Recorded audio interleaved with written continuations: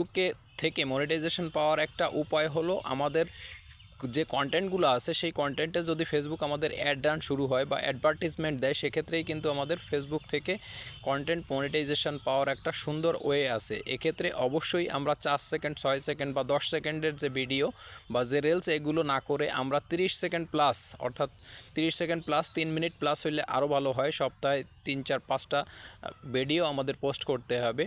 আর সর্বনিম্ন কমপক্ষে 30 second plus 90 second এই ধরনের কন্টেন্টগুলো যদি আমরা তৈরি করি, সেক্ষেত্রে কিন্তু অ্যাড রান শুরু করতে পারে বা অ্যাড দিতে পারে আমাদের ভিডিওতে। সেক্ষেত্রেই আমরা কেবল মনিটাইজেশন পাওয়ার সুযোগটা থাকে বা খুব সহজেই হয়ে যাবে। আমরা অনেক সময় এটা না করে আমরা সব সময় 4 সেকেন্ড, 5 সেকেন্ড বা 10 সেকেন্ডের রিলস বা ভিডিওগুলো পোস্ট করে থাকি আমাদের রিচ বাড়ানোর জন্য।